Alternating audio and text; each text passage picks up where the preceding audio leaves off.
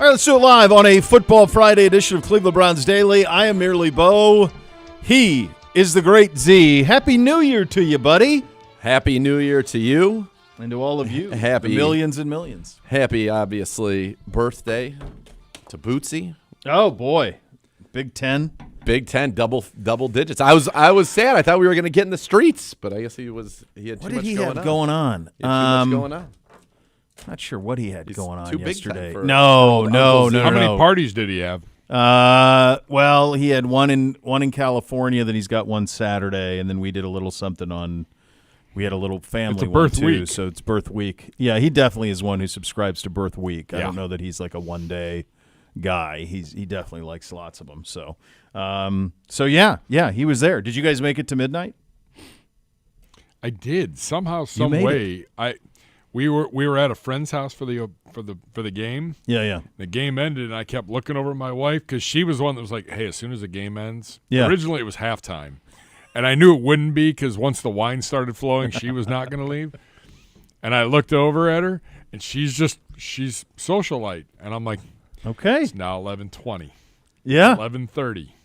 It's 11:40. Maybe I should start the car." By the way, it was Nope. nasty out. We're going to 12:05, 12:15. You made it. Good We job. did. We Did you did. make it? I made it. You made it. Oh, yeah. I had to wake. Little Miss K. Yeah, I said, it's midnight. Midnight, babe. Hello. Come on now. Yeah.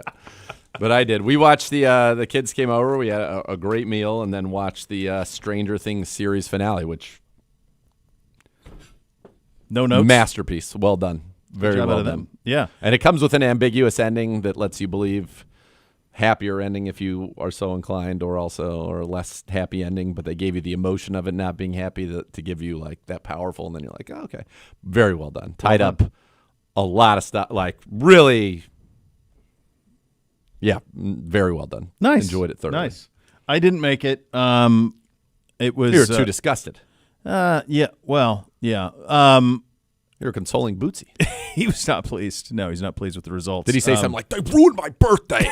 He didn't say something like that. I just looked over and he was just in tears. Like, that sucks, man. Yeah. I mean, the Buckeyes are the warm blanket, right? So yeah.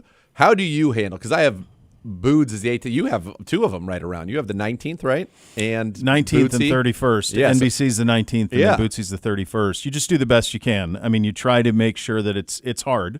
They haven't complained about it, so I think they're okay with it. I was used to it. My mom's birthday was the 20th, my dad's was the 21st, and my uncle's was the 22nd. So they were like all back to back. So you have five in 19 to 31 in a That's short incredible. amount of time. Yeah. So I was kind of used to it. We just kind of do the best we can to make it special, but it's not ideal. It's hard, yeah. I remember when we had when we found out we were when we were pregnant with paid NBC, and we were like, okay, because I remember like my parents being like, it's hard with the holidays, for sure. Like they always felt like they got skipped a little bit. Yeah. We try to go out of our way to not do that, but then I'm like, it's kind of arbitrary. Like, should we just make his birthday like June 19th? Yeah, right. Give him a half Just- like to celebrate on his half birthday. Yeah, just do like So June every 19th. 6 Like you'll months, never it's know the big. difference. Yeah, Like yeah. what difference does it make? Your actual birthday's here, but we celebrate it here. Yeah. But we decided against that, so we just do the best you can. Yeah. So it all worked. I mean, Boods is typically like it's Hanukkah, his birthday, and Christmas all within massive 2 festival. weeks. Just like Yeah. Just Gifts one win everywhere. after another. yeah. I'm going to say something right now that might be crazy out of left field, given that we have so many sports and things to talk about. But one of the things that we have watched within the past week that I would give a high recommendation to anybody, whether they enjoy this person or not. But they released a 6-part documentary on Taylor Swift and the Eras Tour, Okay. and it's like, I do want to watch that. I saw the commercial for that. And I'm like, I'm fascinated how that thing comes to be. I'm a grown Is it man good? in my 40s, and I'm not afraid to admit anything I'm about to say. Yeah, whatsoever. Perfect. I like this. I've cried every episode. Really? Yeah, I don't know if I'm. I don't think you're getting there, Gibby. You never know. Do you know? Never know. You know. Never know. I'm an emotional human. If you had told me going into it that I was going to cry so far I'm 5 for 5. There have been 5 episodes Yeah. that I was going to cry in all of these. I'd say you're out of your mind. So I understand your reaction, totally reasonable. Would have been my reaction. She might be one of just the like straight up pure full stop best humans ever. Like ever. Period. Just seems like a good person, huh? It's amazing, dude. I'm like almost even get emotionally about it. It is such a good documentary, and it focuses a lot on like her, obviously, and the tour and the magnitude of it. Like they performed in front of 10 million people in this tour. This is the most unbelievable undertaking. It was obviously the highest grossing tour ever. We're talking billions and billions and billions and billions of dollars. You know, she's giving these people, like her dancers, I think they each got like, they didn't say the number on there, but there have been like, I think everybody who ever drove a truck for her on this tour, she gave $100,000 to, just bonus. Every dancer got like $250 or more. Wow. Like she did over $100 million in bonuses just for her people. Jeez. But like, that's how you treat people. She is such, it's amazing. Like honestly, what's Travis is on? great on it. It's on Disney. Okay. It's six episodes. It's amazing. Like honestly, it's amazing. You're like, how cool. And then you hear this. The one that we just watched was about her grandmother was an opera singer. Her mom had no musical talent. Her grandma's an opera singer, and that's kind of like the showman performer that she's always wanted to be since she was born. And she's really close to her grandma, who has passed. And like you're just like, it's just. She's unbelievable, and the dancers that she lets she cares so much about the people that she's with. She doesn't big time anybody. Yeah. Like she introduced, one of the ladies was telling a story. One of her backup singers had breast cancer and like had to leave the tour, and obviously she supported her fully through it out. And then they're at some like Hollywood party or whatever, and the dancer is there, or the backup singer, I'm sorry, is there, and Taylor Swift like introduces her to like everybody there is like, oh, I sing with this. This is somebody I sing with. Like we sing together, and the girl was just like, it's so cool. Yes, it was high recommend. Obviously, shocked me how much I enjoyed it. And I do enjoy it. My kids obviously huge Swifties. They saw the show too many times. I'm really bummed that I didn't see it live. Like I feel like it was watching this year. It's like this is a cultural phenomenon, like globally. Yeah, I said this before I remember when you were talking about it with the kids going to it. I don't think that I know much of her music. You always contended that I know more than I think. So I guess that would be the case, that maybe I do know more than I think of it. She's got, dude, 100 bangers. Yeah, like, I don't. Yeah, I don't. Nuts. I'm sure that if I, it's kind of like anything. Like if I heard just it, like then Foo I'd be Fighters, like, I was like, I don't know, and then I was like, I know that. I know that. I know that. Yeah, you know more and more and more. Anyway, high recommend is we're when we get into February. Here's the other thing. TV people, we don't need this stuff right now. We don't need any of it right now. None of it. We don't. We really don't. The day after the Super Bowl, drop it all. Give us February. We'll get into March. We'll have a little March Madness, but that's fleeting. You time your stuff out so it's on not Thursday, Friday, Saturday, Sunday. Fine, perfect. But we don't need this stuff right now. We are oversaturated, and like so much, like Stranger Things, rude. Thanksgiving, Christmas Eve, and New Year's Eve, rude. Like I'm trying to get. When they dropped the episodes. Yeah. Oh, jeez. For the final season, there was like 4 on Thanksgiving, 4 on or 2 or whatever the numbers were, 3 and then 2. I think maybe it was 4, 3 and then 1. Whatever. Like, save it. When we're people who live where we live, it's about to get bad. We're not going to have football anymore. And for us now, the Buckeye season's over. Brown season's going to be over Sunday. Like, we need that kind of stuff to look forward to and enjoy. Like, I'm trying Thanksgiving to Christmas, give me nothing. I'm trying to watch every Christmas movie in my catalog. I think that's at fair. least once. I think maybe that's twice. Fair. I mean, yesterday, sad day. I'd take Donnie out. Donnie, unbelievable tree. Served us well. I'm driving out. He's there. He's covered in snow. Just looks like he's dead and he has no will to live anymore. And I'm like, Donnie, like, I don't need this stuff then. The tree's down? I know. So what happened was, dude, my entire house is dechristmased. You're done? Up in the attic. My wife woke up yesterday. She was like, wow, Christmas is over. We took a bunch I've of been doing this down. thing recently where I used to want it done. And then the last few years, I'm like, and we went to the artificial tree a few years ago because it was all my work. I was realizing that I was the only one who cared about the real tree, so like, forget it. Like, let's just go with the fake one. So anyway, we've done that, and now like I'll tell Aim, I'm like, you can keep that sucker up till February for all I care. It's beautiful. Give me some illumination. So here's what I wanted to do. I'm for it as much as you want. I took the ornament. We were going to take the ornaments off and just leave it as like a lit tree. Yeah, and it just. Donnie gave us all he had, and once the ornaments were off, He started to clear crumble. It was clear that Donnie's time had. You know what I used to Had do? come. I used to go light them on fire because that's fun. So I did put a Oh, couple I of branches. I in- love doing that. I put That a was so couple much of- fun. I put a couple branches in the fireplace, and it gave a little bit more of a fervor than I was Oh, yeah. expecting it to, and I was like, Oh, dude. pump the brakes on that. Those babies will go. Oh, like a power. That sap is fuel, brother. Fuel. That stuff. Yeah, it's that You, oil. you understand, like, where you grew up, where I grew up, how forest fires go nuts? Yeah. Those things are just in ready. the Bay Area, eucalyptus trees end up shooting like Yeah. as they burn, they shoot fireballs out that have sticky Right. tar almost on Jeez. fire, and it just then it goes. But you can see how it goes. But nonetheless, put that for when you're ready to watch TV again, or maybe you are now. Buckeyes done, Browns gonna be done on Sunday. The Taylor Swift doc, high recommend. Shock me how much I love it. Stranger Things, if you've never watched it and you've been able to like stay in a bubble and avoid it, which I know you never Yeah, have. I've never seen it. Absolutely start it. Your kids, I think Little's they're ones are ready. Too little. I think NBC's they're probably in the wheelhouse. No, for I me. think they're ready. Like the kids at the beginning of the show when they were showing like clips in the final one back, they're like Bootsy's age max. they're like 10. Yeah. yeah. Yeah. Yeah, that might be something. Does Bootsy handle a little like it's scary? Oh, no. I don't think he and Beam. That's why I don't think they would be well for it. I think it'd be more NBC. NBC would Like, love it. He though. would like it it's a lot. so Yeah. good, and Yeah. you love it because it's all in the '80s and everything is so perfect '80s. Yeah. Like the music that they ever. It's great. Yeah. It, Yeah. And it's just and it's. I mean, going it's to be a universal- journey, yeah. and it's well paid off, and it is an enjoyable journey. We got a football game tomorrow, Sunday, buddy, We do, down in Cincinnati. yeah. Who's playing? I think they're playing. We won't have Who's playing for us, man? Fannin, Carson, or Njoku. I'm bummed about Carson. That stinks. That stinks. Yeah, Fannin too, because he could have put some distance on the year he had. Statistically, he's been Shador's favorite target. He's been the best, most consistent receiver we've had. He's going to finish 72, 731, and 6.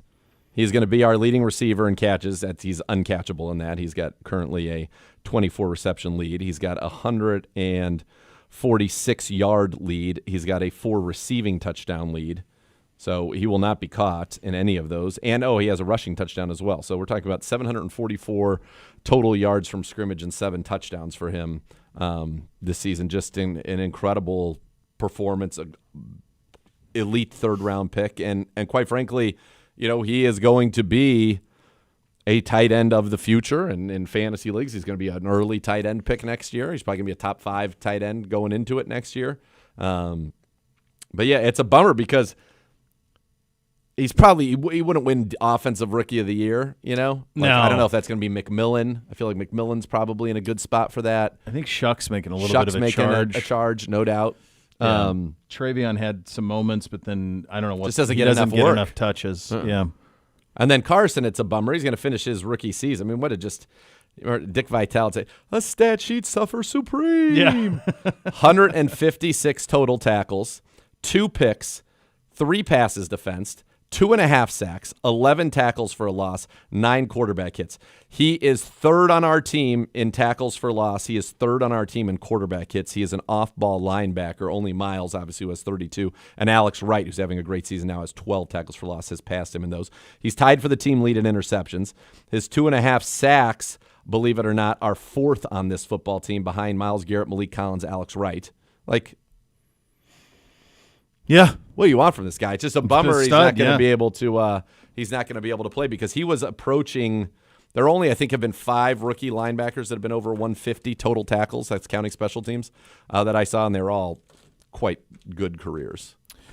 Also, obviously it's not a focus because he's been out for a while, but no Chief again this weekend. That's not a surprise to anybody, but it's pretty amazing, like, what's happened here because he hasn't had more than 40 yards receiving in a game since the first weekend in October. I mean, that's a long time for a centerpiece player, a guy. I mean, you think about how long he's been here and all that he's contributed, and like really all of October, November, December, just hasn't even played since the 7th of December, obviously, but even before that, just did not have, kind of what you thought it would be. No, and I think there's a little melancholy and the infinite sadness around perhaps the way that some of the careers of people that we have come to really like in terms of Browns' careers could potentially come to an end. Yeah. And specifically David Njoku and Wyatt Teller, two guys that I have a great affection for, who have been here and been, Pro Bowlers. Wyatt, a 3-time Pro Bowler, Chief, a Pro Bowler in 2023. If this is if their careers with the Browns are indeed over, it's just a very unceremonious way for them to end. In the case of Wyatt, obviously you don't like the rotation or whatever ended up happening. Yeah. With that, and now he's on IR. Chief, we know is not going to play and hasn't played in weeks. It's just a bummer. You guys, Joel. If this is it for Joel, like he's going out playing at a high level, all of that, being Joel Bitonio, and it's unfortunate that those two guys aren't going to get a chance if their Browns career is over, because they brought a lot of joy to people here in Cleveland, and I think are over the last 5 years they're like centerpiece dudes. Oh, for sure. Like both. Yeah, both of them. That if that's how it does, in fact, their Browns tenure comes to an end, it's a bummer to me how that would ultimately go. Yeah, it really is. From the Bengals side of things, everyone's going to go on their side of it. And one other thing from the quarterback perspective, Dylan will be back. He's back to being quarterback too, so he's back in after missing last week. We had the college football playoff over the last 2 nights. You had Ohio State and Miami on New Year's Eve, and then the 3 games yesterday. As someone who has spent the majority of their professional career primarily covering major college football, what you witnessed the last couple of days is almost like a supersonic modernization of the sport. Consequences that a lot of us thought would take 5 to 10 years took 2 and 3. It's impossible truly, to wrap your head around the idea that the favorite to win the national championship is Indiana. They are the losingest program in the history of college football. Full stop. No notes. They're the losingest college football program in the history of the sport. They are the favorite to win the national title. Yeah. Ole Miss, this is true. I called Ole Miss the Indiana of the SEC. It's a cool school. Co-ed situation, all of those things are wins, much like it is at Indiana. It's kind of a bougie school in the SEC, Ole Miss is. Indiana's kind of got that. The idea that those 2 teams are 2 of the 4 teams playing with a chance to play for a national title and one's a prohibitive favorite is impossible to wrap your head around. Oregon is a situation where they were building towards this for 20 years, and they've knocked on the door a bunch. They've played for national titles, lost in the national title game to Auburn, lost again to Ohio State. They've knocked on the door for a long time, but then this NIL free transfer thing, they really have flexed. And so they've been paying their dues for 2+ decades. And then Miami has been trying to get back to this spot for 22 years since Ohio State kicked him off the pedestal. And the NIL component, and then Cristobal, for all of what he lacks in terms of in-game coaching, he messes up things all the time in terms of time of possession and clock management. He's messed up those things at Oregon. He messed them up at Miami in previous years. But they are now organized on NIL in a way that when you are and you're selling that part of the country, there's massive value to it. Yeah. And so they've been able to figure those things out. And the idea that those are the 4 teams standing, and there is no Alabama, there is no Ohio State, there is no Georgia, there is no Clemson. These are teams that you haven't been able to crown a national champion without one of them in 15 years. And none of them are involved. Yep. They're all gone. Yep. And so it's happened. NIL and free transfer has been around 3 or 4 years. And it's here now, and I think this is probably what you will continue to see and more of. I mean, teams like Texas Tech are going to be on the stage because they're going to spend. You're going to see this type of true parity in the sport, which is something that sport has never had. It's never been about parity. It's never had parity. The schools that won 100 years ago largely are still winning now. I mean, it's really difficult. And I think what Cignetti's done at Indiana is probably the most impressive thing in the history of college athletics. I really mean that. I just don't – there's nothing else that I can compare it to. To go to a place like that and lose what? He lost once last year to Ohio State, and this year he's undefeated. What is he, like 24-1? as the coach at a place that has no history, in fact, negative history on winning. There's no precedent for this. Don't come at me with the Gonzaga stuff from 25 years ago in basketball. That's different. There's no example of this, of what he's done there. So it's really not crazy to have those four be the Final Four. It's also, and what's part of it that's even crazy with the case of Ole Miss is we don't even know if people that coached last night will coach them in their next game. No, just so the audience understands. So 6 coaches who went with Lane Kiffin to LSU from Ole Miss coached the first-round playoff game. They beat Tulane and coached last night against Georgia. As it stands right now, they don't know if they're going to coach next weekend in the game against Miami. They don't know if they're going to do it or not. One of them's Charlie Weiss's son, who's the offensive coordinator. Yes, because the portal is open today, and LSU has to try to fill their roster, and they need those coaches to sell LSU. They're being compensated by LSU. Yep. But if that's the case, it's the offensive coordinator. Like, that's what I'm saying.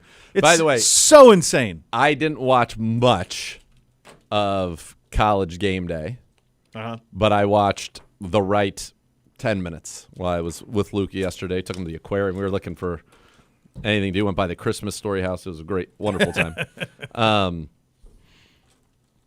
Saban had like a 5-minute monologue. Yeah. It was basically like he lifted it from CBD about and things you've been saying and things that I've been saying without knowing that I was saying them. Yeah. Just about the schedule, the absurdity of it, and how it's got to stop. And basically, they're like, "Well, who's gonna tell these people that?" And he's like, "I'm telling them." And they're like, "You have a lot of cachet. You've got to fix this because you can't." With the situations that are happening, it's unfair to the kids. It's unfair to the coaches. It's unfair to all of it. He's like, the season needs to be the season, and then we can get into anything you want to get to after the season. But the season goes from the first game through the championship. There's no portals. There's no coaches changing jobs. You can fire coads. It happens in anything. But there's no like, I'm leaving for this school. No, the season is the season. And he goes, college football, he said, what did he say? The way he said it was good. It wasn't like it doesn't have an NIL problem. It doesn't, because it has a calendar problem. I mean, I've quite honestly been saying that for like 6 years. Yeah. I've been saying, and I've given you the how to fix. I've said a million times that. Well, he basically said everything that we've talked about. It's not hard. It's really simple to do it. There just is no leadership around it at all. The other thing that that at some point they're going to have to deal with, and I'm assuming these games all rated pretty well, but the other thing that they're going to have to deal with is there are swaths of empty seats at these games. Thousands of empty seats. I don't know if you saw, probably not. Third Eye Blind played halftime of the Orange Bowl. Oh, I did. Orange Bowl okay, you know where I'm going. Orange Bowl halftime used to be like the big one. It's at night. They put in it's Miami, all of the things. The glitz, the glam. Like for sure you can Gloria picture. Estefan I was just going to say you could day. picture Gloria Estefan, Miami Sound Machine. Let's go, all of that. It was like a Super Bowl halftime. It was a Super Bowl halftime. The Orange Bowl halftime was that type of show. It was Third Eye Blind. The game was played at noon because of the TV schedule, which is ridiculous. Yes. It was played between a team from Oregon and a team from Texas. Never mind the fact that they could have played in the Cotton Bowl and could have had some sort of environment, but instead they played it there. About as far as you can get from Eugene, Oregon is Miami. And there were, not kidding you, tens of thousands of empty seats. There were sections, lower bowl. Full sections. Empty. They took a shot of Third Eye Blind singing Semi Charm Kind of Life, and there are huge sections empty. Empty. I mean, you could have gotten into the Buckeye game for $25. That's Ohio State. $25 to go watch the Cotton Bowl on New Year's Eve. Because Buckeye fans said, we'll go next week. We're going to go next week. We'll see you in the Fiesta Bowl. And who wants to spend New Year's Eve in Dallas? The only tough ticket was Georgia Ole Miss in the Sugar Bowl because it's New Orleans and it's drivable, long ways from Athens, but it's drivable for those two fan bases. That was the only tough ticket. Yeah. Everything else was, come on in, boys. Yeah. And I know they're making it for television, but it's a massive crisis. That robs the television of the joy. On the Buckeyes, I think that they got probably what they deserved from the standpoint of they have played that way all year. They've played this entire season like we know the defense is only giving up 14. If we get to 24, we win. And I was on with Kevin and Nick last or on New Year's Eve night in the preview I popped on with those guys, and I said, it feels like 24-10 to me because I just think that's the way. I know that there's another gear. I just don't think they'll shift into it. They didn't. I thought Ohio State would win 24-10, which wasn't that far off if you don't have a pick six and a couple other things. But they were bullied, and there was an arrogance to the way they went about it, thinking that they could just like line up and be better, and they weren't. And they got bullied up front, both lines of scrimmage. And when you do that, you don't have margin for error. And the way that they played, the way that they took 28 seconds before they would get to the line of scrimmage and call a play. Nuts. There's not enough time in the game. When they punted with 6 minutes to go, I said, I don't know if they get it back. You basically are saying to your defense, you have got to get a 3 and out. Yeah. And they couldn't. Carson Beck scrambled for a first down, then they picked up another one on that little screen of the running back. And it's 2 first downs, and it's over. You have no margin for error when you play that way. And I don't know why they play that way. It's like we talked about before. It felt a lot like trestle ball when you have like all the horses. It doesn't make any sense to me. No, it didn't. And I could not believe how quiet Carnell was in the game. He had one like kind of bad drop, but he did. But I mean, Jeremiah was unbelievable. But like, I don't. They both should have had 125 yards receiving, and didn't. So they won a national championship. I mean, it's amazing what it would look like had the playoff not been expanded last year. Had it been 2 years, I mean, it's just the whole. There'd be a lot of questions down there, but you won the national championship. That buys you a little bit of cachet. But there is clearly they are not against a physical opponent, and in tight situations, they do not coach with the freedom, nor do they play with the freedom a team of their talent should play with. No, I think that's right. I think that if you go back, even the Texas game at the beginning of the year, you're watching that, they won, so it wasn't a big deal, but the whole time you're like, I think Julian can do more. Let's just go. Let's go. You know, it's never a bad idea to drop back and throw it to Jeremiah and Carnell Tate. Like, sure isn't. And to me, you'd want to run more plays. You have more talent, more plays. Agreed. Miami doesn't really rotate their defensive line. Like they started to get gassed. Get them gassed a little in the second half. Go no huddle so they can't sub. Yeah. I still don't. Listen. The mind-numbing part was at 2:20 to go in the game, letting the clock run down to the 2-minute warning. Yeah, they don't That Call was all crazy. 3 timeouts. They could. All the boys are ball screaming. They're like, "You got to take the timeout now. Yes. You can't put those seconds back on the clock. Like, take it right away. Yeah. Take it right away. It's the you only can get the chance stop, you have. You're going to get the ball back with like 1:50 left. Yeah. When they bled it below that, like, and NBC's my eternal optimist more than even the other two, and he's like, oh, we can get it with like 30 seconds. I go, dude, with no timeouts, like there's no. This isn't old college football where the clock stops until you snap it. Well, like it runs. And that's the other thing. I feel like college football needs to change. Like you're letting 40 seconds run off every single play. Yeah. Like, can we shorten that? Do you need 40 seconds between plays? Especially the last 5 minutes of the game. Like, if you don't have the ball, you're done. And all they need is 2 first downs. That's it. Yeah. No, it's 2 first downs, and that's all that it takes. I will say this.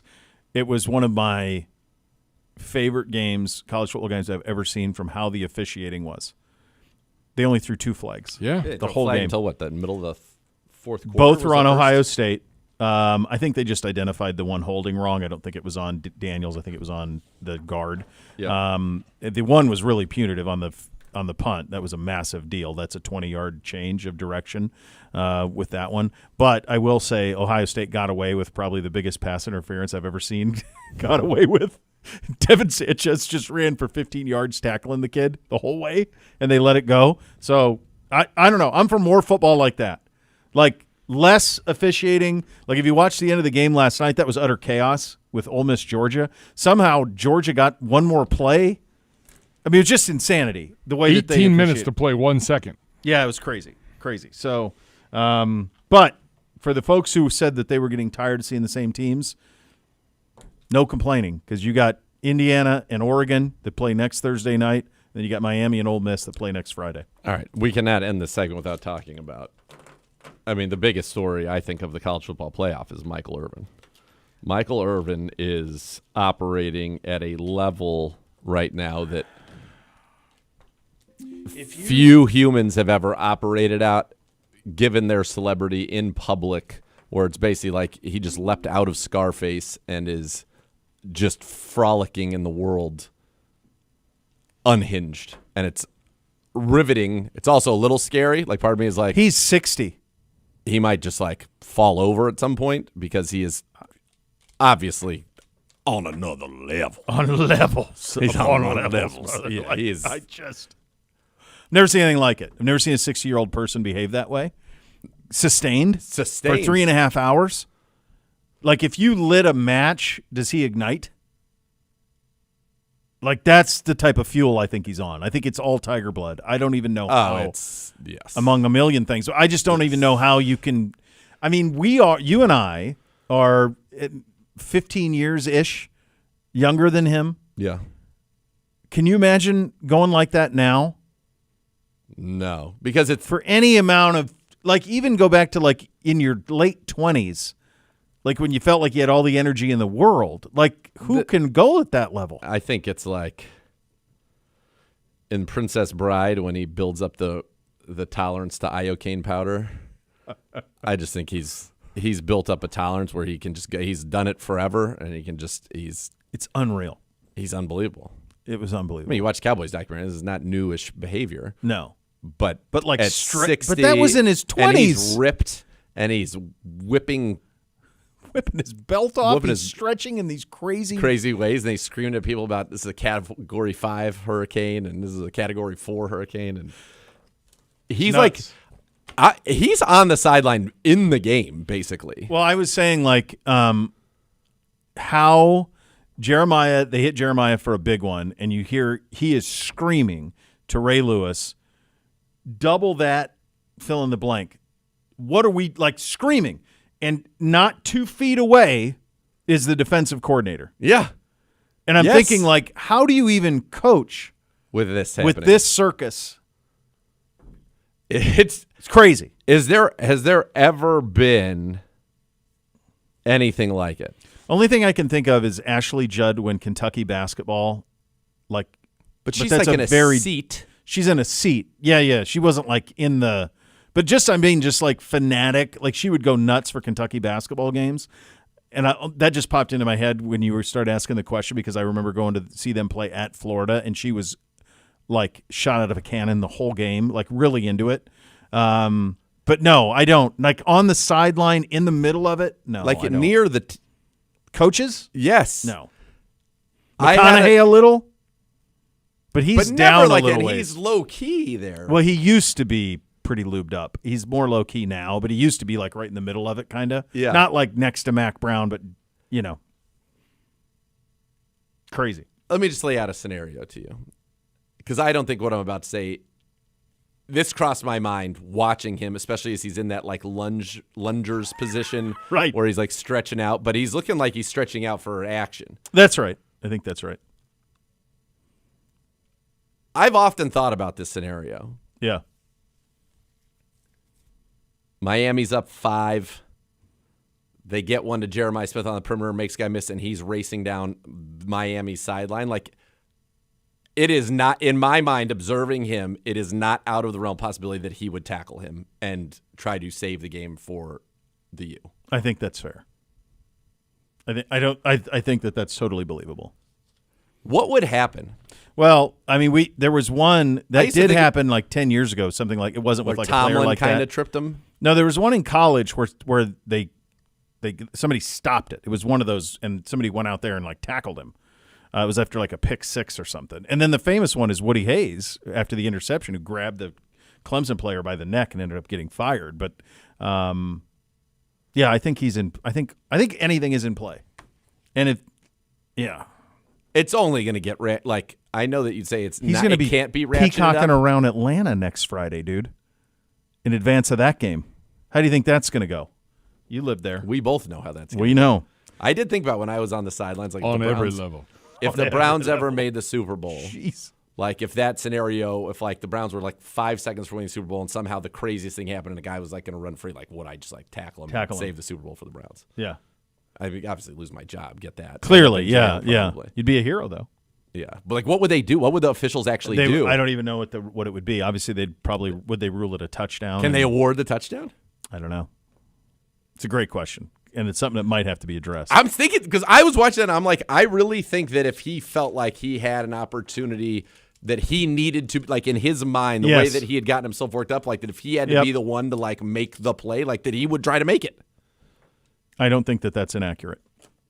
I've never seen anything like it. No, there hasn't been. Like, it's a gold jacket. It was like nothing. Like him kissing Cristobal. By the way, whenever you call him, when you say Cristobal, which I know is his name, but I just think of Cristobal from Barry. Oh.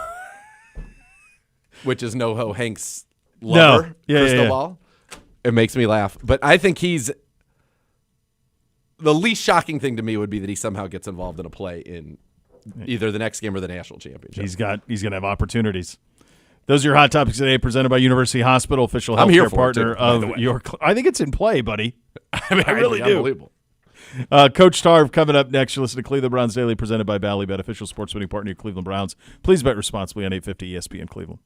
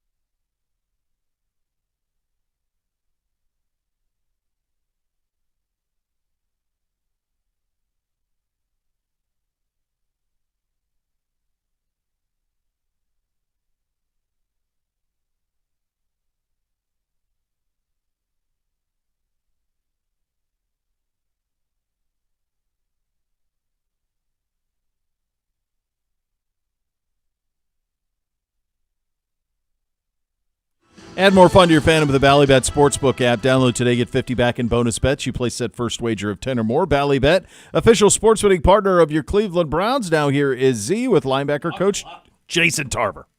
Very happy right now to be joined by, quite frankly, one of the best people on God's green earth, Browns linebacker coach Jason Tarver. And Tarver, let me just say, congratulations. I know that this season has not had the outcomes on a week-to-week basis that you've wanted or this organization's wanted. But, man, it feels good. I know how much work you put in. I know how much work your room puts in. I know how much work everybody puts in to get that that result. It is a binary league to get that win, especially over the Steelers, and deny them the ability to win the AFC North on our field. Yes. So congratulations. Thank you. First of all, your intros for me are getting better and better. Oh, baby. Well, they're all true. I'm going to have to keep going. I like that. But, no, very proud of our room and our defense and our entire team because we just focused in. And I could feel it during the week of practice. Sometimes you don't know. It's the NFL. Everybody gets ready different. But sure. we were ready to go. And it didn't. And we kept finishing all the way through the game. And the guys were great on the sideline, fixing things, making things happen, finishing in the pile, really straining to prevent extra yards on their checkdowns and things, which was a big key to the game. All right, let's talk about Carson. Obviously, I think that he should be the Rookie of the Year, and people go through, and we got all kinds of fact sheets right here about how great he has been. Leads all rookies in tackles defensively with 146, total 156, which is impressive. He's 50% above anybody else right there. 11 tackles for loss. He's an off-ball linebacker. Now, we had the great JOK who had 20 a couple of years ago, but as an off-ball linebacker, and as a Mike in particular, that's very impressive, and he leads all the defensive linemen. He leads all those guys in tackles for loss. He's got 2 picks. The only people with more are defensive backs. In fact, the only people that have 2 or more, he's like the linebacker who does that. He had at one point 6 straight games with 10 or more defensive tackles, 8 straight games with 10 or more total tackles. He's been unbelievable. I mean, and you add up, he's got 7 games with double-digit tackles. This is just defensive now. 2 and 3 on that list combined to have 7. I mean, he's lapping the field. And then on top of that, you see a guy who had a high ankle sprain when he gets a pick in New England, doesn't miss a game. And then I'll be honest with you, at some point in the booth, we're watching this game last week, and we're saying, does he need to come out for his own good? He's out there on one leg, doesn't miss a snap, still gets another 9 tackles. They took one away from him. He had 10 at one point, by the way, in that game. They took one away. Ridiculous. But, I mean, I love this kid, and I know you got to love this kid too. All right, so you said a lot. That's a lot of good comments. But starting with the 11 tackles for loss, some of those are on zone reads. Tackling quarterbacks like we saw, his ability to close and get to the line of scrimmage and track things down is elite. His ability to key the ball is elite. And then his ability to get people on the ground no matter what. The number one thing that Carson hates is missing a tackle, and he lives it. So very proud of him for that. I think the interception number would even be higher. He's discouraged a lot of throws, even since this first one against our next opponent. There's not a lot of throws that are near him when he's out in zones or man or whatever it is. He had a great example is they tried to pick him with number 14 in the first Pittsburgh game, and there's very few people try to do that since. So his interception number and some of those things and PBU numbers are lower because they're not thrown at him. He's made them the first time, right? So when you make them the first time, everybody looks on video and goes, ooh, that was pretty smart. This kid went through a pick and made the play. And so he's not tried as many times, and that's a tribute to him and knowing what's going on and what's around him. And that's elite for a young player to know the situations where he's going to get picked, how to slide through contract, how to be on the second or third level if he needs to. It's really good. And then last point on the stats is even in the game, he made the tackle down in the red zone before, Denzel was great and everybody was great in coverage and won the game. And he had some friendly fire. One of us hit him. And it looked like, to your point of in the box, I was like, uh-oh. I'm telling Jimmy, our equipment guy, we might need to get the helmet ready for somebody else to go in. Yeah. And he pops right up. And what he said was, if I stay there, we'd have to use a timeout and the clock stops. I didn't want the clock to stop. How about that? That is elite. Unbelievable. And, of course, that was a big factor in winning the game. No doubt about it. Here's another thing. He's got 2.5 sacks. He's had 2, I'm pretty sure, taken away by penalties away from the play. So he could have 4.5 sacks, which would be, again, he's a Mike linebacker. Well, and you made the 20 tackles for loss for Jeremiah, which is unbelievable for an off-the-ball player. But Jeremiah we used more as an edge rusher or an interior rusher than we use Carson right now. But guess what we get to do in the future? Yeah, it's coming. Use him more and more. So, and coach, our scheme is flexible enough to do that. So and he's so good at knowing everybody's job that he'll be interchangeable in the future, being able to go get the quarterback more. A great example is the one getting Buffalo. That stunt was one we had a little later, but his timing and how he wrapped up that really good quarterback is special. He had a play earlier in the season where he kind of jumps when a quarterback pump faked, and he hasn't done. He's like, that's the last one of those, and all he's done is run people down from Green Bay to Jordan Buffalo. Love. Yeah, That's a great insane. example because. Quarterbacks are twitchy and they pump fake, and that's what we do. And we run around, and I tease Bailey Zapp like, you got to pump fake us, and he's great at practice and we say no jumpies, meaning don't jump in the air. Yep. You just got to tackle them like running backs, especially these really good running quarterbacks, right?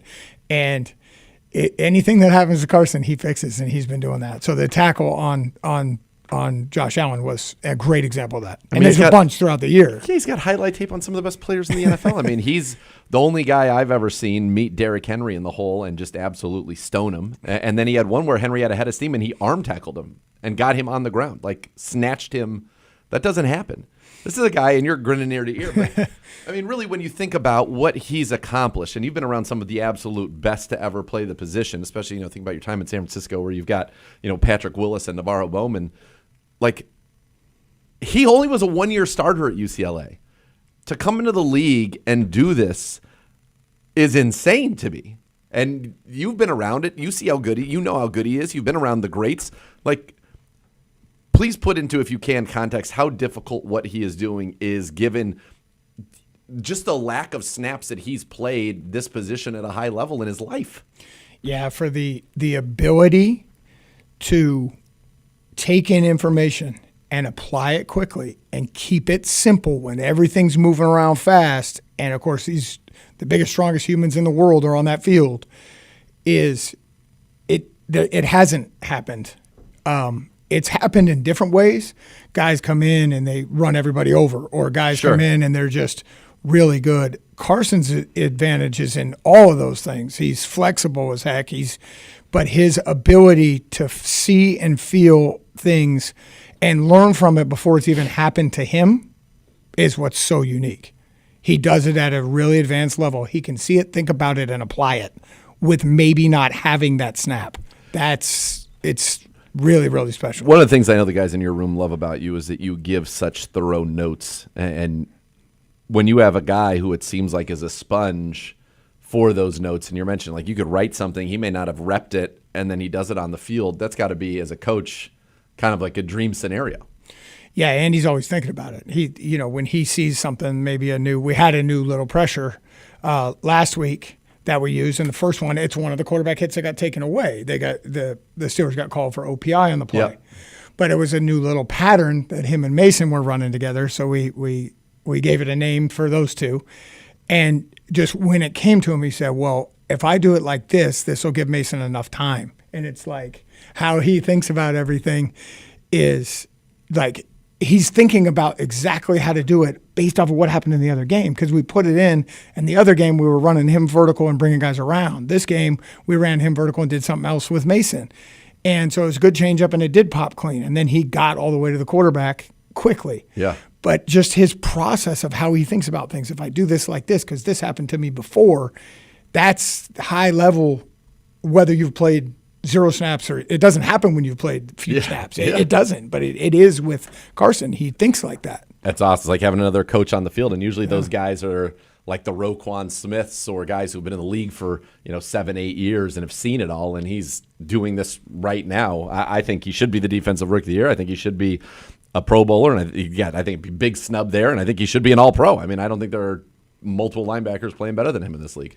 I think he just keeps getting better. So like you said, you read all the numbers on the stats, and all him and I think about is the next play and what's going on and how to get a victory and how to help our teammates make plays. And I think as he goes, he's gotten better as the season's gone on. So sometimes with those votes, it's the names come in and everybody knows them. Yep. Well, everybody's going to know him now. There's no doubt. Absolutely. Absolutely. Let me ask you this. When you hear in the locker room after a win, and, coach gives out one game ball and he gives it to Carson, and he says, and I'm paraphrasing, but to the effect of, I don't care that I was on one leg. Like, you're going to have to carry me off this field. If I can stay on this field, I'm going to play. And you're just like, yeah, love this guy, right? I mean, that's the heartbeat of your defense, and you're, again, laughing and grinning ear to ear. But, right, what is that? I mean, that's got to get everybody fired up. Well, heck yeah. I mean, he was hurting. He couldn't run. I mean, they got the one big pass to Freiermuth, and I'm watching, and I'm saying the guy, he literally cannot run, and then a couple plays later, he's just kind of hitting his leg, and then he's running again. I'm like, This guy's unreal. Yeah, he is. The ability, his ability, you're either trained or untrained on how to deal with what's next and pain and all that, and his brain to be able to turn on and off things that are happening to him is that's the definite. I mean, it's not even tough. It's just trained to not care. Yeah. And I kept checking on him the whole game. He'll tell you. I kept going, looking at him and going, Are you sure? Are you sure? We're good. Yeah. He just look at me like, all right, good. Let's go. It's awesome. And we let him work through it. There was times like right before halftime it started to tighten, and then we were able to get it looser as he went. And we're working through on the sideline. And when guys have muscle things and things like that, they're out on the bike, and so we'll show our surface, and we do stuff and we make sure he's there. And he had to be up moving, and that's fine. So we work when guys are working through that. We really work with them good, and the training staff did everybody did a great job helping out. You've been a defensive coordinator in this league. You've been a defensive coordinator, obviously, at Vandy. When you think of, and you've coached, obviously, various positions, both sides of the ball throughout your career in the NFL, is there anything, and I know you're a linebacker coach now, so it's probably recency bias, but is there anything more fun for you than seeing just great linebacker play? Because it really encompasses everything, not only in your scheme and a complete understanding of the offensive scheme. Is that to you kind of the pinnacle? Well, I think I've been really, like you said, I've been very fortunate, coached on offense, defense, special teams at every level, and I just every love every level. That's just right. love, every level. Yeah, that's from Michael Irvin. I don't know if you ever heard this story. I'll play the tape for you one time. So Michael Irvin, play it to me. He tells this story about how he was in the middle of the Dallas Cowboys locker room, and he's got everybody around, and he says to him, basically, he goes, who here won a state championship in high school? People raise. I remember. Yeah. Who won? A national championship in college? Some people raise. Yeah, I don't mean it like that. Who I won just mean he said, "I won every level." Yeah. Yes, well, you have, but I'm saying, so is that to you? Well, I just think it's almost like the closest to being a quarterback. Yes. Oh no, exactly. That's where I was going. We know each other pretty well. Yeah, we do. It is. You're in the middle of everything. That's what I love about coaching linebackers, and that's what I love about it. There's two things they can do. They can run and they can pass, and an RPO is both, and you got to figure it out. I love coaching and working with linebackers because you're always every player in the middle of everything. And we've played, and when you think of the gauntlet of coaches and offensive schemes to challenge a Mike linebacker, we've played pretty much the toughest. Like, maybe we didn't get the Rams, obviously, on our schedule, but when you think of, Miami, and you think of O'Connell, and you think of Baltimore with Lamar and what they do, and I'm missing, even Pittsburgh tries to do it, although in this game they were just interested in throwing the ball as quickly as possible. We played a really tough stretch of a lot of eye candy, a lot of pre-snap motion. Ben Johnson with the Bears. Yeah. We played as tough a schedule for a young Mike linebacker, I think, as you could play. Definitely. Every scheme was different.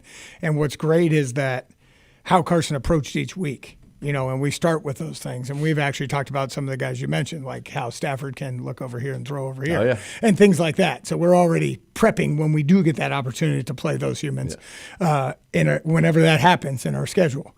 So it really is each week. It's learning about what happened to you and fixing your mistakes and or just remembering things that happened to you. Yeah. Copycat plays. We'll give you another NFL phrase like, if they beat you once, they're going to dress it up different and bring it back. Yes, it is. Absolutely. It's a copycat league because what works on video, that's what they know. So we got to stop it. On offense, we took that motion the Niners used for Harold's touchdown on the opening drive 2 games ago, where he did kind of the use check motion, that kind of bowing motion, and came back around. Which I think we call Navy or something. Yeah, we named it Navy because it's like the Navy backs that come back and then can go either direction.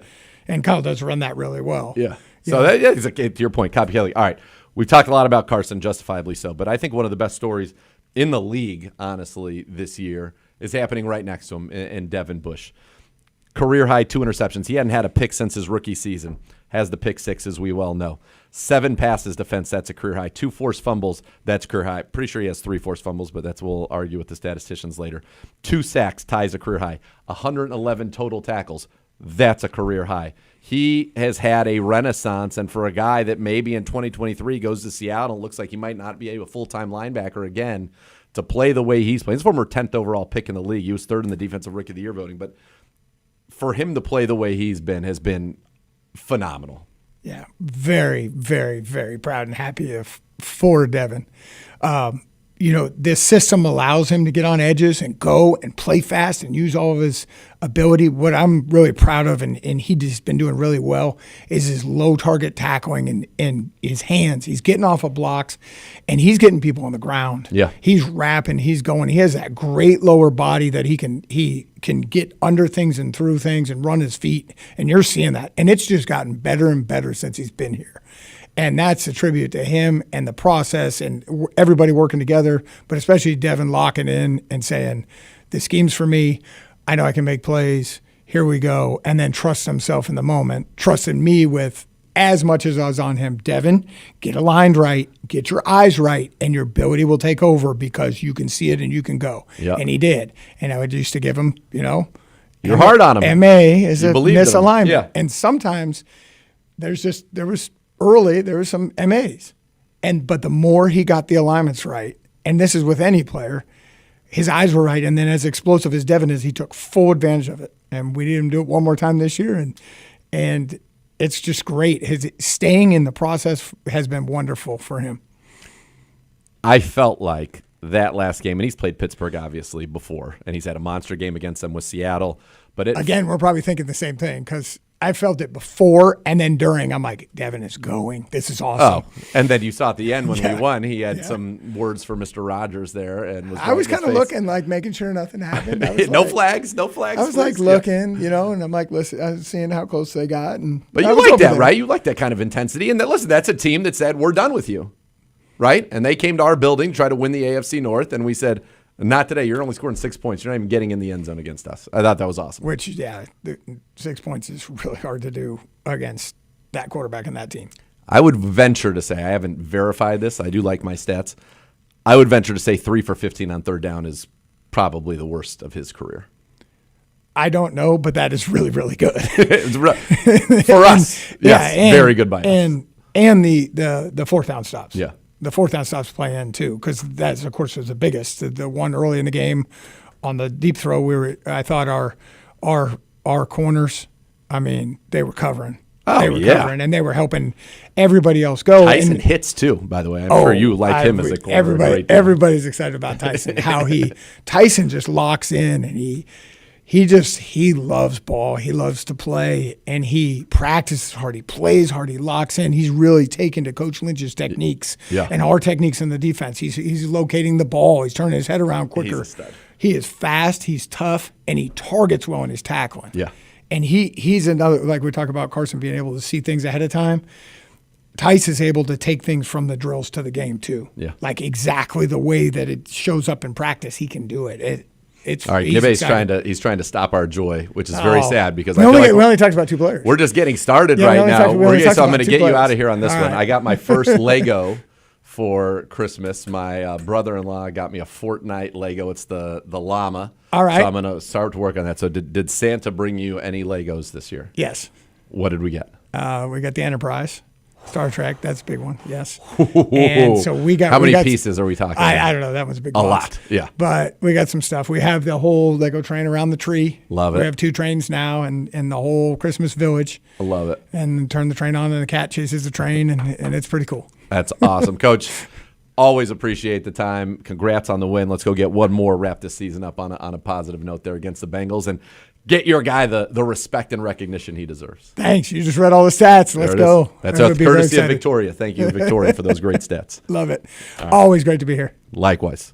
All right, great stuff with Z and the great Tarv on that one. Lots to get to in this second hour. We got your scores.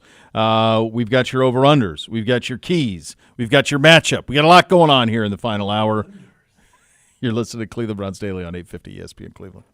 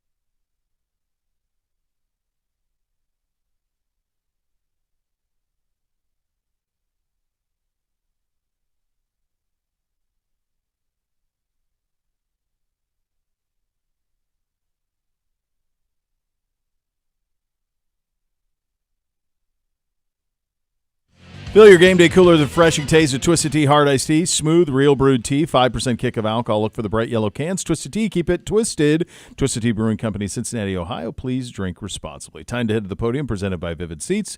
Here's your head coach, Kevin Stefanski. Okay, great opportunity in front of Here's down. To a division rival. Obviously, like we talked about, haven't seen them since week one, but excited about the opportunity. These guys have worked very hard this week, and then we get to finish strong on Sunday. With that, I'll take any questions. Has Tevin cleared concussion protocol yet? Not yet.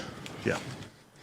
If he does, is the expectation that he will start at right guard? Yes.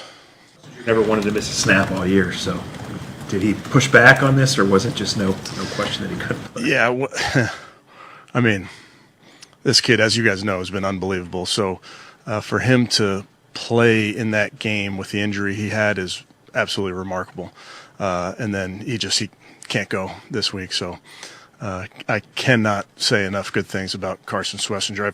I've said a lot of good things. I can't say, it's just incredible what he means to the middle of this defense. He's just a great kid, but in context now with the injury he had, for him to play in that game the way he did is unbelievable. Isn't it being a long-term issue for No. Carson? About David and Jokic being ruled out, obviously, Yeah. in this one, and how unfortunate the injuries were again. Yeah, disappointed for Dave. Just saw Dave here walking in here. Yeah, it's part of the game. Obviously, it's sometimes you're unable to go because of your body, and he'll work real hard to get as healthy as he can get. But yes, disappointing for him, and that's unfortunate. It's his last year contract, right? So everything's uncertain. You've been here with him for a long time. What has he meant to you? What's he meant to this organization? Yeah, I think you guys have talked to Dave over the years, and he and I have a very unique relationship. He thinks I didn't like him when I first got here, which is not true.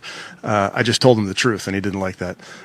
But to watch him mature and become a leader, the energy he brings in the building, the unbelievable plays that he's made over the years. I always think to that fourth down versus Tampa, where he was banged up on. We tried to throw him a screen the play before he got tackled, twisted his leg, and so he's got a bum leg, and he goes up and makes that catch. So I think the world of the person. Obviously disappointed for this season and the injuries, but think very, very highly of the person. Revisiting Schlesinger for a sec, would you go so far as to say that he played at an All-Pro? Yes. Yeah, name a level, Mary Kay, and the answer is yes. I mean, he's an All-Pro. He looks like the other All-Pros out there. And for him to do it as a rookie in the middle of this defense has been incredible. If it sounds like I'm stumping for him, I am. But I have a hard time imagining there's another rookie out there that had the impact at the level he had for the amount of games and what was his playtime percentage? I mean, it's off the charts. He came back to play in that Jets game off of an injury that a lot of people wouldn't have come back to play on. So, yes, the All-Pro, yes. Whatever else award you want to give him, yes. Along those lines, Harold being ruled out. It's a fun one. Yeah, keep going. Last week, he gets injured Friday, fights to play. Like, what about his mentality to fight through? I'll try not to repeat myself. He's a fun guy to coach and I say that from a schematic standpoint, there's no shortage of things you can do with him. And then he is so competitive, and that's one of the things we saw early on with Harold, just like his competitive blocking.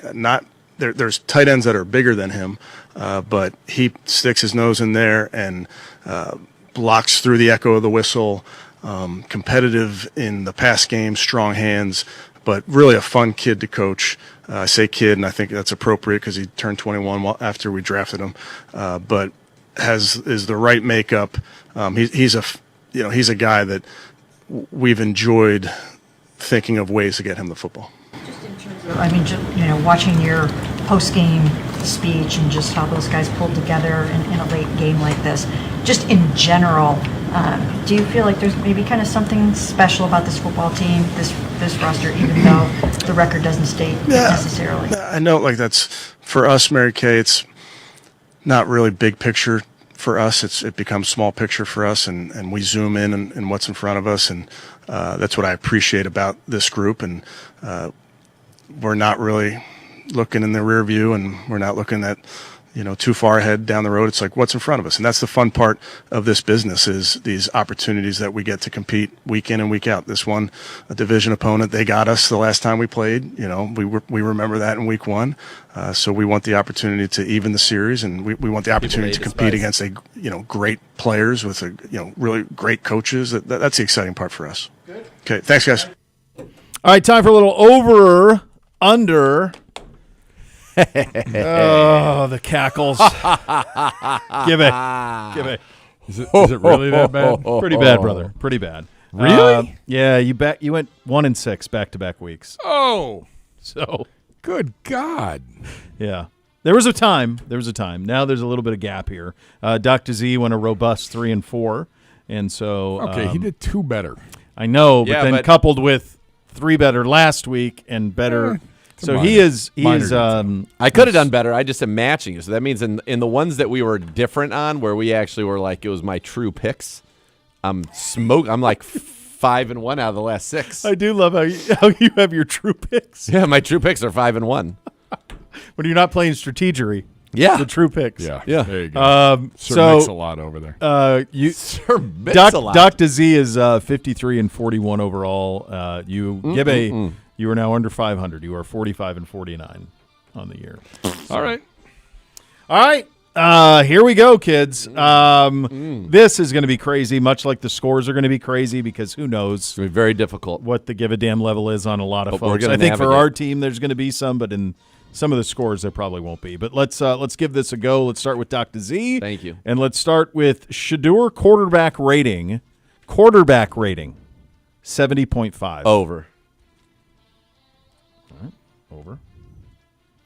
Gibbe? Yep, I have to go over. Next. Over, under. Give you this one for you. Miles Sacks, 1.5. Over. 1.5. Same. Right, so at least 2. Next. Over, under. All right, Dr. Z, this one for you. You can have every Cleveland Brown wide receiver or Jamar Chase.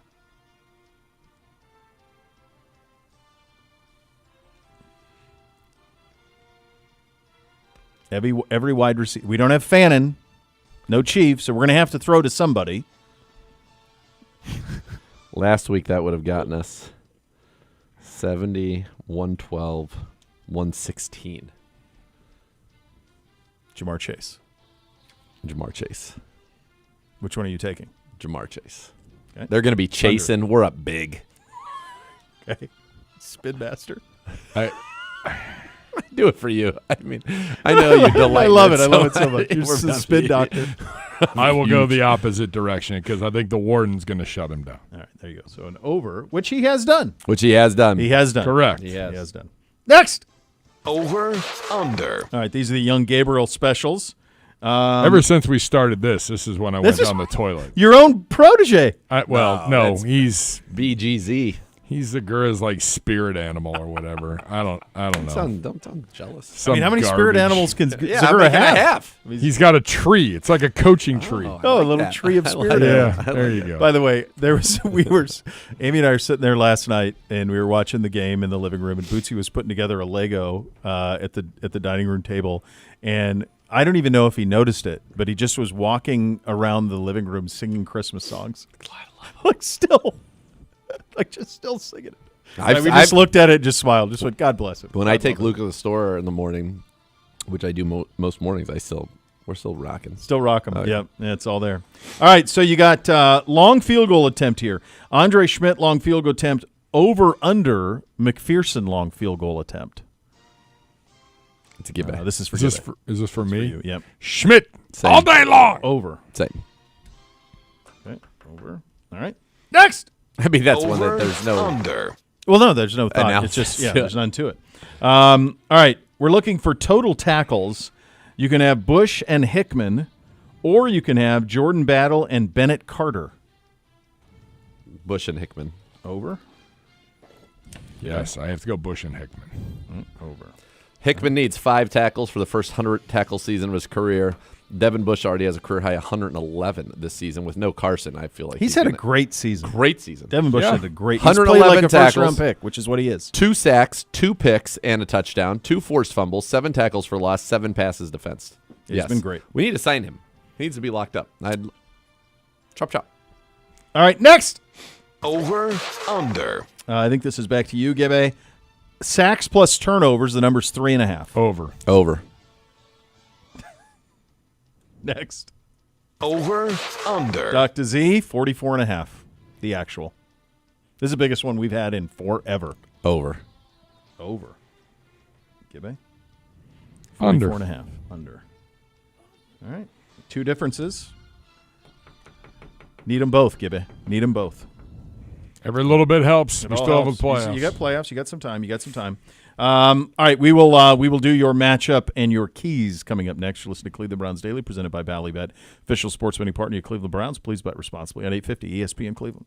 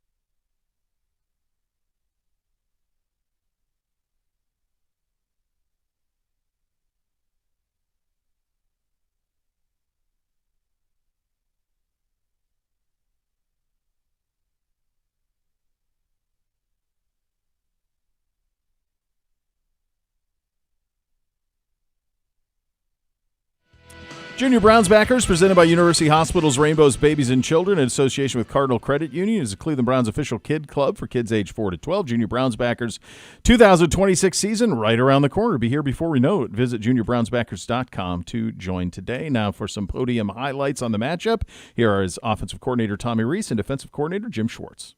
That is Here's down. the game last week. Is that as well as you've seen Tudor play for kind of an extended stretch there? Yeah, it felt good there off the jump. Felt like all of our guys offensively were in the right spots. It feels like we've had a little bit of momentum here. Did not sustain it throughout the game, obviously as a group, not just singularly at Shedeur, but did not sustain it as a group. But I thought he made really good decisions, made a couple high-level throws there. You know, obviously when you start a drive with an explosive like we did on that second series, that breathes a lot of confidence into the group. That breathes a lot of confidence into the quarterback. And usually when you have an explosive, like your percentages of scoring on that drive go up astronomically. And we did. We finished that drive in the end zone with another explosive to Harold. So I want to build off of that for sure. Want to continue to have confidence. And, you know, a lot of the messaging with Shedeur throughout, like when we play like that, like you're breathing confidence into the entire group. And we're going to, you know, continue to call it in a way where we're breathing confidence into you and allowing you to lead the offense and continue to push the ball to the areas of the field that we need to. And, you know, we had one with Rocket there where it was incomplete, but we had a run action there in that second drive. They played a too high coverage and we checked it down, similar to what he did against Buffalo. And it's just continuing to build the repetition of making the right decision and, you know, taking the ball where the defense allows it to go. How he's growing week by week and learning the why, you know, when he goes out on the field. But when you look at like big picture for the offseason, what is it about an offseason that, you know, allows a first-year starter or a rookie quarterback to really come back and really be proficient in that second year? Yeah, I think for any individual, like you are able to step away a little bit, right? Like you're so in the weeds during the season of the game plan and looking at things through a very specific lens. I think when you step away from the season, you have the opportunity to look at it maybe from a different vantage point. You can take your time a little bit looking at things and where you improve. You know, you face this sometimes when players get injured and they have to like step away from being in the huddle and looking at it on the field. Like sometimes you have a new perspective of stepping away and seeing things, and it helps you as you move forward. I think when you get out of the rush of, hey, I'm a rookie, I'm playing, I'm preparing, all of this is new to me, all of this is a lot, like I'm trying to manage that. I think when you have a little bit more time to be patient, to look at it, to, you know, really evaluate the areas, I think you just have more of an opportunity to learn and grow from those than it is in season. Specifically about this game against the Bengals, obviously you opened the season against them. How have you seen their defense just grow over the course of the season? Yeah, it seems a long time ago that we played them, which it kind of was. You know, I think when you set out for a season, you have an idea of what you want to be offensively, defensively, special teams wise, and then as your season progresses, you kind of hone in on who you can be. You know, I think they've done a nice job of that throughout the year. You know, their corner, number 20, has really elevated his play and has played at a really high level throughout the season for them. Obviously, they've had some injuries. They've had some moving parts. But I think collectively as a defense, you know, they've really improved and played well. You know, I worked with Al for a year at Notre Dame and have a tremendous respect for who he is as a person and who he is as a coach. And I think, you know, he's doing a really nice job now of, you know, putting his guys in position to have success and execute at a higher level. You've seen that over the last couple of weeks of the defense playing well. And, you know, again, a lot of respect for Al and what they do defensively. And I think collectively as a group, you know, they're starting to hone in on who they are. Thanks, guys. Has this been a matchup, as good as they are offensively, why have you guys had some relative success against them as a defense? Well, I mean, I think the way our teams match up, you know, their obvious strength is their wide receivers and their passing game, and we've had good corners, and we trust those guys to be able to play, and we have good pass rush. So, you know, I think a lot of that goes into it, and, you know, it's division football. Teams know each other pretty well, and, you know, it's just a matter of going out and playing. But I would say this, like, any success or lack of success over the last 3 years means nothing in this game. This game will stand alone, and, you know, we have to finish our preparation. We have to go out and play with a lot of toughness and effort and physicality. And if we do those things, we'll feel good about ourselves and coming out with the win. Burrow's always good, but how impressive has he been coming off that toe? It feels like he didn't miss a beat. Yeah. You look at their numbers when he's been the quarterback this year, and they're top of the league and just about everything, number one in third down, and right up there in points and red zone and everything else. He's one of the best quarterbacks in the NFL. I've always had respect for him because not only is he a talented player, but he plays tough. Uses his weapons, gets them out of bad plays and into good plays. He can extend the play, but he can also throw it quick from the pocket. So, we respect our opponents. We don't fear them. But it's a tough matchup. And, last week we played a slam dunk Hall of Famer. And, we were up for that challenge. And Josh Allen the week before. And, really it was the run in those first couple series. But, I thought our guys were up to that challenge. And, I hope we'll be up to this challenge too. All right, there you go. Your Sunday forecast down in Cincinnati, partly cloudy, a high of 35, real feel of 38.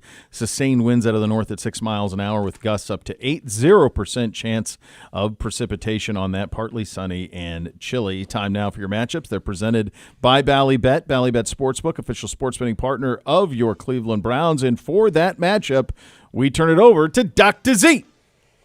All right, this is a darn good offense. This is an offense that scored 32 or more in 4 of their last 5 games, the one exception being an inexplicable 24-0, a blanking loss to the Baltimore Ravens. Crazy. In between that, they've scored 32, 34, 45, and 37. They've won the last 2 games 45-21, 37-14, a combined 82 points there. They're electric. Obviously, you've got Joe Burrow. Chase Brown's playing great. He's got 5 touchdowns in the last 2. Higgins, Chase, they're loaded. They're getting the tight ends involved. They've been spectacular on offense. For me, this game is about 2 things. Obviously, you want to win the football game, but beyond that, defensively, and I'm looking at the Browns' 2 Pro Bowlers. Myles Garrett, 1 sack to set the NFL record. I'd like him to kind of get to 24. I'd like him to obliterate it a little bit. Yep. And then Denzel Ward. He needs 1 interception and 1 passes defense to continue his streak. This would be his 8th straight season with 2 or more interceptions and 10 or more passes defense. Nobody's ever started their career with that. It is the longest such streak in the National Football League. He has picked off Burrow. Miles has sacked Burrow more than he sacked any other quarterback, so I would like those 2 guys to get it done. In terms of, what, you just try to turn 7s into 3s, make them kick field goals, eliminate, chunks. Hard to do, but we played this team well. Joe Flacco has not played well against the Cleveland Browns. So I think defensively we have a good shot to match up there. Our defensive line, I think really the key is our D-line has to dominate the line of scrimmage. When we've got the ball, we've got to just try to hit some big plays, get Isaiah Bond going. He didn't play much last game, only 12 snaps. I wasn't sure about that. Didn't play in the first quarter. I wonder if there's more to that story. Someday we'll ever find out. But he's our big play guy, 19.1 yards a catch. Tillman, Judy, getting 11 personnel. You don't have Fan, and there's no reason, or Njoku. There's no reason in my mind to ever be in 12 personnel. No. Just getting 11 personnel. We're going to try to run it, let Shador cook, and we're going to have to go score for score. We're going to have to match them, and we're going to have to play well, take care of the football. They don't really sack the quarterback very much. They have the worst scoring defense in the NFL. They have the worst pass defense in the NFL. They're 5th worst on third down. This is not a good defense. Take advantage of that, go score, and let's have a fun little shootout to close things out here. Coming up next, the final regular season edition of The Scores. You're listening to Cleveland Browns Daily. We're presented by Ballybet, official sports betting partner of your Cleveland Browns. Please bet responsibly on 850 ESPN Cleveland.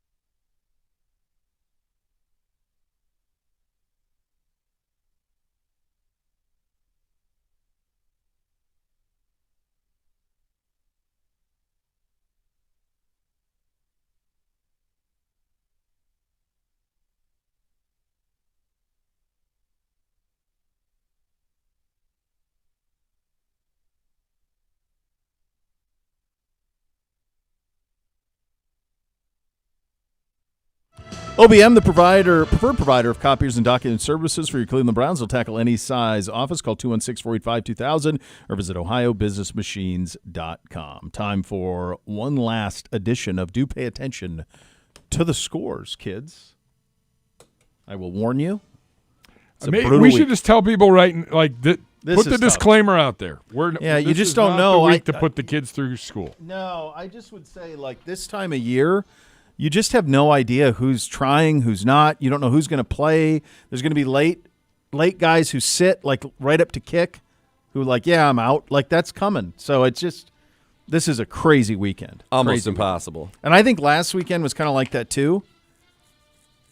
I mean, we talked off air about does the fantasy stuff need to move back a little bit? I don't know. It's a really tricky last 2 weeks in the NFL. It has been very tough.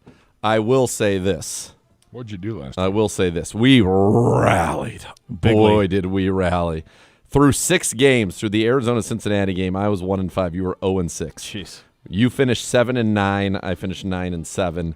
We are a combined 70 games over 500, even as we head into this in what has been a very wacky end of the year. Crazy. This is a tough week, though. I would be very nervous to really dive into this week and really expose myself. No. From at the window standpoint, in the real world. In the real world, kids. All right. We'll do our best, Gibbe. We'll do our best. That's all we can ask. There's a follow-up to doing your best. It's from the movie The Rock. We can't talk about that. We can't talk about that, yeah. It's a great movie, by the way. Oh, my goodness. That's one I got. That's one I got to see. Pure entertaining. No, it's great. Yeah. Connery's out of he's incredible. Yep. Yes. Harris is great. Yes. Page he's like Michael Irvin at a Miami game. Yep. It all wins. Alcatraz? Vanessa Marcel in the mix? Marcel. Yeah. All right, real quick, Let's before do we it. get going, I have to ask this because I saw it come across, and I don't know if you guys have seen it or not. Which current NFL head coach has more rushing yards than Bo Jackson had in his career? I knew this right away and was absolutely stunned that none of them had an answer. All the coaches got asked at the coaches meeting in the offseason. Yeah. The NFL No media clue. just Even put it out. McVay was the one that disappointed me the most. McVay's like, I have no idea. He was angry. He was like, this is going to blank me off. Well, yeah, because it's when you hear the answer, you're like, oh, it makes sense. He has 5 more rushing yards Than Bo Jackson in the regular season in their careers. It's got to be somebody that played a long time. No, I know. And it's a that- current head coach? It is Current a head current head. coach. That's what everybody was like, wait, a current head coach? You're going to be mad. You'll be mad when you. All right, just give it to me. No, AFC. There's one of the coaches who knows him pretty well and was like, yeah, he's in your conference. And this guy still couldn't get it.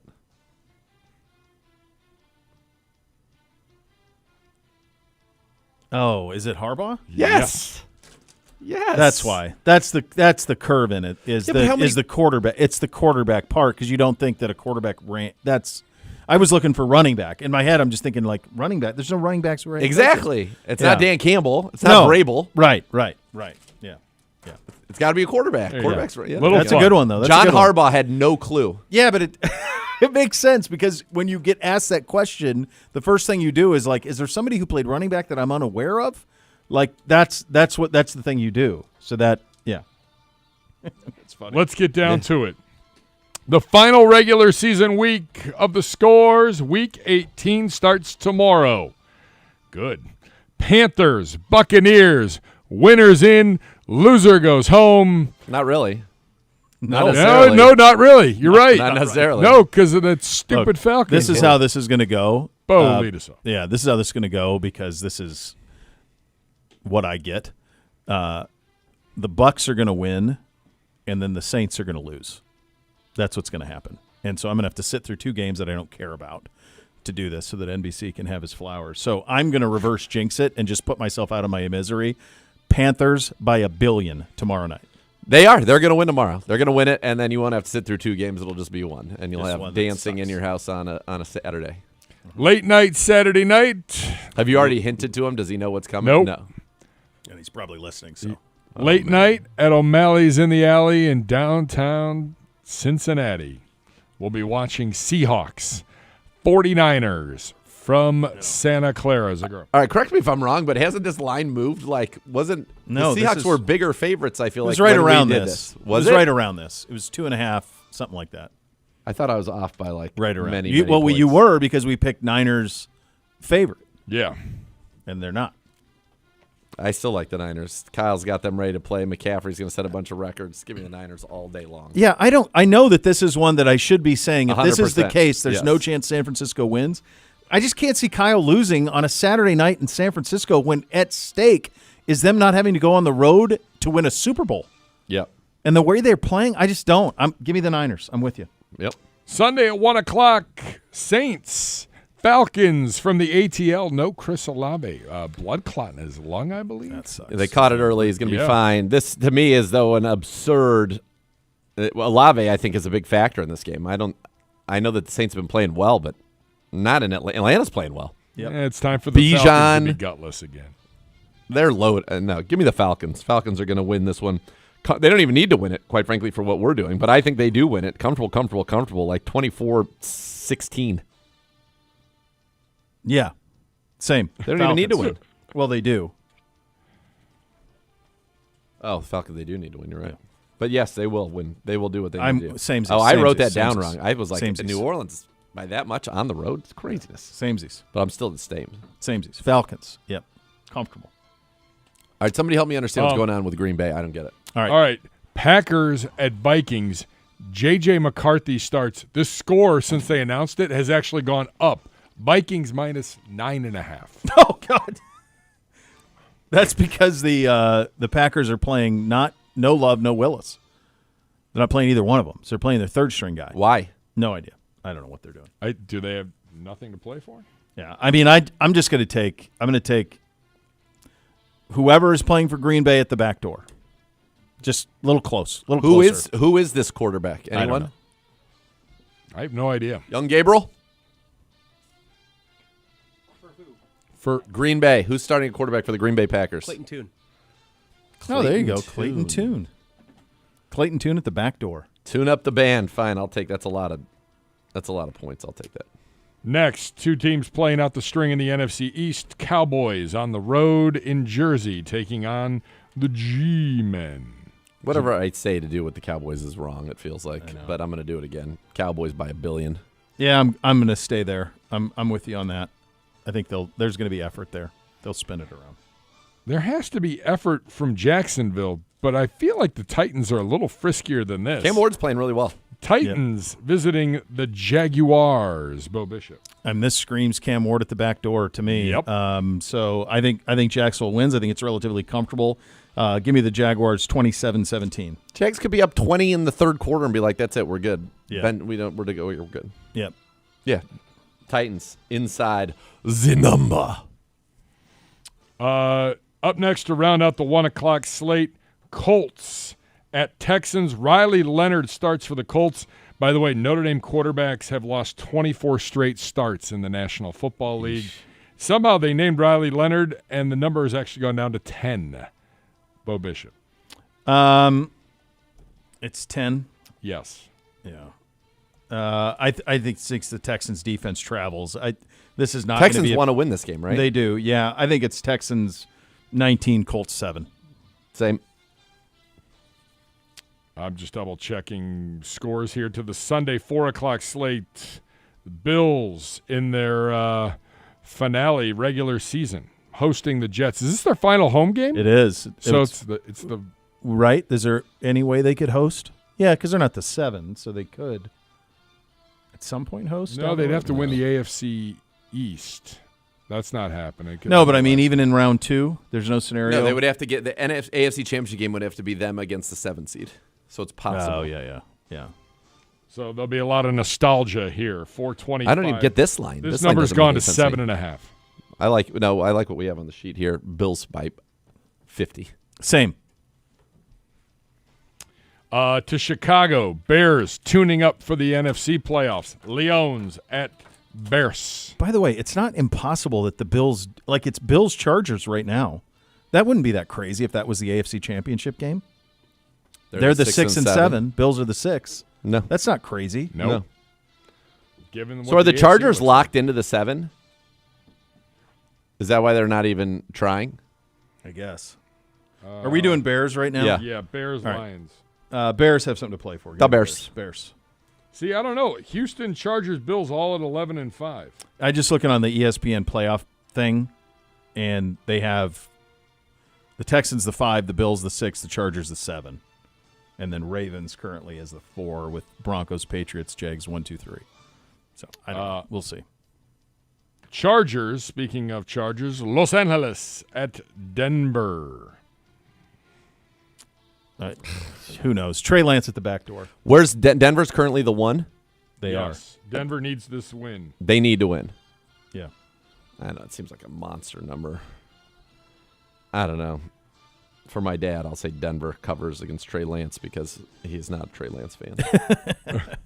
I'll go Trey Lance at the back door on a big one. Ladies and gentlemen, your inmate game This of one the doesn't week. make any sense. Boy, how far we've gone. The Chiefs on the road in Vegas. Raiders can seal up the number 1 draft pick with a loss. Chiefs, Raiders. Is this Gino? Or is it Kenny? It doesn't matter. It's against Oladukin. Yeah. Oladokin. 2 minutes. 2 minutes. I don't know. I don't know. Give me the Raiders. Same. Raiders. Back Same. Again, folks, this is not the week to put the No, kids run through away school. from this. Yeah. Don't be a part of this. Don't be a part of this. Don't be a part of this. You don't man. want this, man. If you the only ones that I would say you can reasonably attempt to get involved with are Carolina, Tampa, Niners, Seattle. All right. And then the Sunday. Ramit's gone to 8.5. Ramit hosting Cardinals. No, we'll like where we're at, Ramits. They're going to play their starters, ram it. Dolphins, Patriots. Patriots have gone to 11.5. Perfect. Miami. Miami, same. I'll take it. Rounding out the 4 o'clock commies at Eagles. This is Josh Johnson again. Josh Johnson gets the start. Eagles. Same. Bigly. Sunday night football. We are waiting all day. Yeah, I will. Take that, G-Man. I will watch this one. Lamar, a full week of practice. TJ Watt, excited to play. Young Gabriel. Ravens in Pukerland. 1 minute. No DK Metcalf. No dice. By the way, this is Ravens gone to by 4.5. $1 billion. Yeah, No, Ravens, no, same. I see what it Samesies. I'm samesies exactly on that. All right, on your Sunday, 9 a.m., Browns game day, Ken and Gerard. 11 a.m., the kickoff show with Andy and Tyvis. Then 1 o'clock, kickoff from Paycor Stadium down in Cincinnati with Andrew Z. and Gerard. Browns at Bengals. It's finish in style. Finish in style. Browns 39, Bengals 31. 30. Can you imagine the momentum we'll have Monday coming out of that? goodness, it'll be Heading into great. the offseason, it's going to be pure joy, kids. Enjoy your final game of the season, and thank you so much for listening to Cleveland Browns Daily. As always, we're presented by Bally Bet, official sports betting partner of your Cleveland Browns. Please bet responsibly on 850 ESPN Cleveland.